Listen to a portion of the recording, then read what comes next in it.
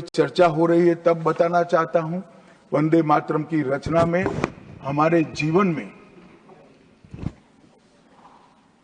देश की, भारत माता की कल्पना का जो योगदान है उसको बहुत अच्छे तरीके से भावना के साथ वर्णन किया है। जल, फल और समृद्धि तीनों की दायिनी भारत माता को बताया गया। शोभित पुष्पों से मन को प्रफुल्लित करने वाली भी भारत माता को बताया गया। सरस्वती, लक्ष्मी, दुर्गा, ये तीनों का जो स्वरूप है वो भारत माता है।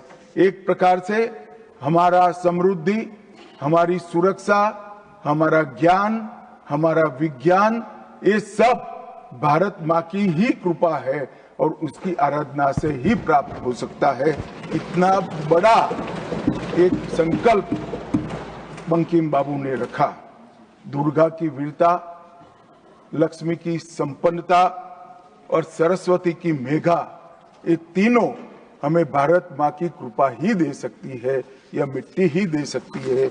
इसीलिए इसको बार बार प्रणाम करना चाहिए, माँ को प्रणाम करना चाहिए। मान्यवर, एक प्रकार से जिसकी उद्घोषणा 150 साल पहले बंकिम बाबू ने की, ये विचार तो बहुत चिर पुरातन है।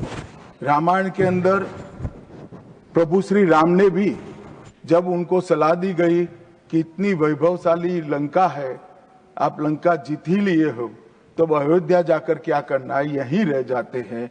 तब उन्होंने कहा कि माता और मातृभूमि ईश्वर से भी बड़ी होती है, मैं माता और मातृभूमि का ध्यान करूं। मातृभूमि के महिमा मंडन प्रभु श्री राम ने भी किया। मातृभूमि का महिमा मंडन आचार्य शंकर ने भी किया और मातृभूमि का महिमा मंडन आचार्य चाणक्य ने भी किया। ये सभी ने समय समय पर हमारे अस्तित्व को मातृभूमि के साथ जोड़ने का काम किया। मातृभूमि ही हमें पहचान देती है, वो ही हमें भाषा देती है, वो ही सभ्य जीवन जीने की संस्कृति का आधार बनाती है और वो ही हमारे जीवन को ऊपर उठाने का अवसर देती है। इसलिए मातृभूमि से ज्यादा कुछ हो नहीं सकता।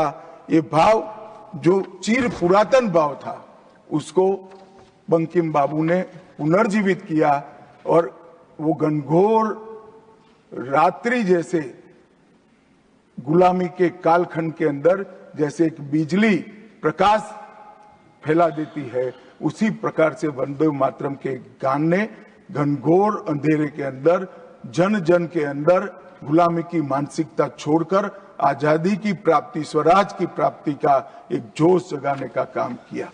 मान्यवर, महर्षि अरविंद ने वंदे मातरम को गीत नहीं, हमारी आध्यात्मिक शक्ति का प्रतीक माना। उन्होंने बहुत सुंदर तरीके से वर्णन किया है कि स्थूल, सूक्ष्म और कारण तीनों प्रकार से वंदे मातरम भारत की शक्ति को जगाता है। स्थूल शरीर, वंदे मातरम का उच्चारण हमारी शरीर में शक्ति और उत्साह भरता है। राष्ट्रभक्ति की क्रिया प्रक्रिया शक्ति को जगाती है। सूक्ष्म शरीर हमारे भावनाएं, हमारे विचारों को वो शुद्ध करता है और हमारी चेतना को वो जागरूक करता है। और कारण आध्यात्मिक शरीर में भी उन्होंने कहा कि बंकिम बाबू एक ऋषि चेतना से प्राप्त मेघा से ही वंदे मातरम की रचना की है।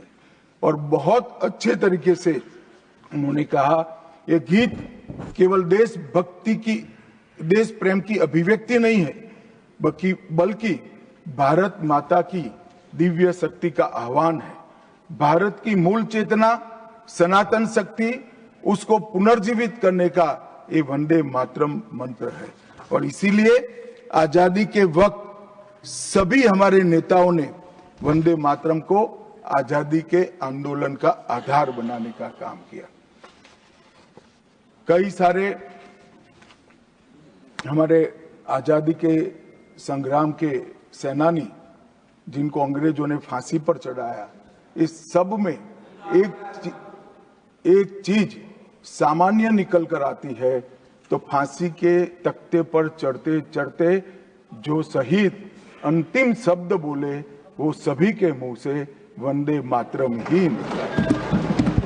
स्वदेशी का आह्वान करना हो, विदेशी माल का बहिष्कार करना हो, राष्ट्रीय शिक्षा का आह्वान जगाना हो, हर वक्त राष्ट्रभक्ति जगाते वक्त वंदे मातरम का उद्घोष इस देश ने सुना भी, इस देश ने महसूस भी किया।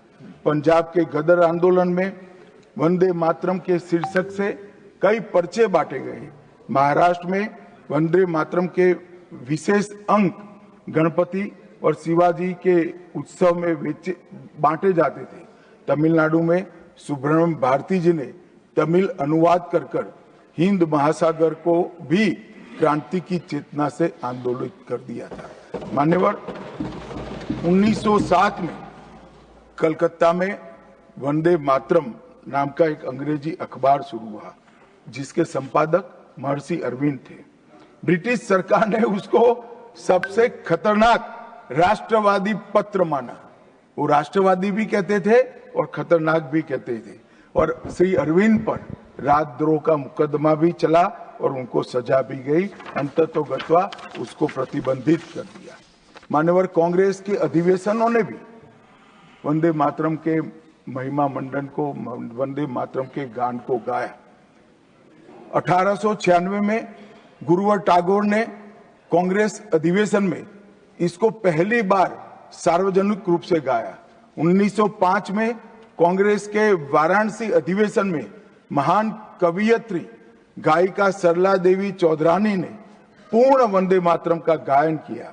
और 15 अगस्त 1947 को जब देश आजाद हुआ, सुबह 6:30 बजे सरदार पटेल के आग्रह पर पंडित ओमकारनाथ ठाकुर जी ने आकाशवाणी से अपने मधुर स्वर में वंदे मातरम का गान कर देश को भावुक कर दिया। और ये सभी भावना को देखते हुए संविधान सभा की अंतिम बैठक 24 जनवरी 1950 को संविधान सभा के अध्यक्ष राजेंद्र प्रसाद जी की अध्यक्षता में जो हुई, उसमें राष्ट्रगान के बराबर सम्मान देते हुए वंदे मातरम को राष्ट्रगीत घोषित करने का काम किया। मान्यवर, मैं कल देख रहा था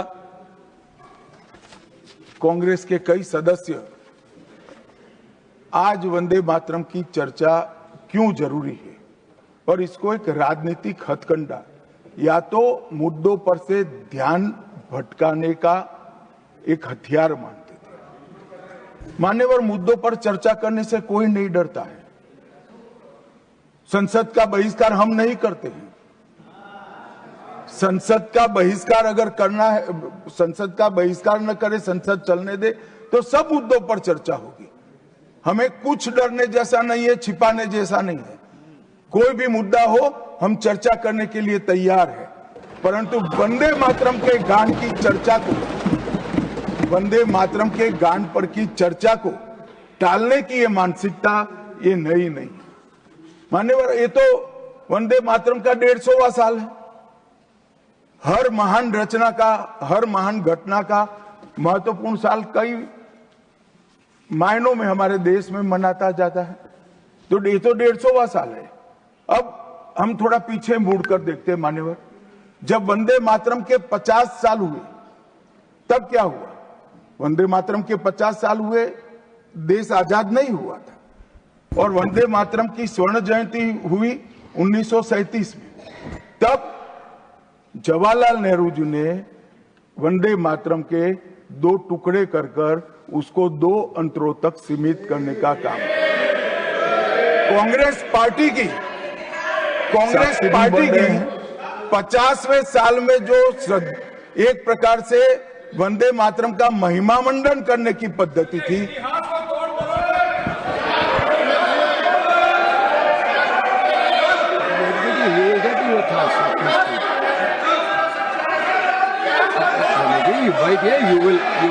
you will get your chance to speak now.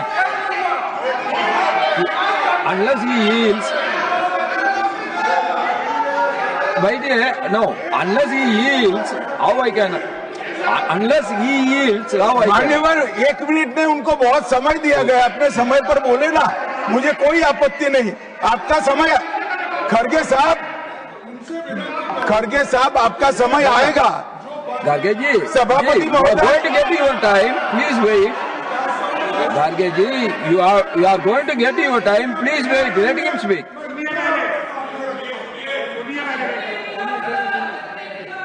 मान्यवर 50वें पड़ाव पर वंदे मातरम को सीमित कर दिया गया, वहीं से तुष्टीकरण की शुरुआत हुई और वो तुष्टीकरण जाकर देश के विभाजन में मान्यवर मेरे जैसे कई लोगों का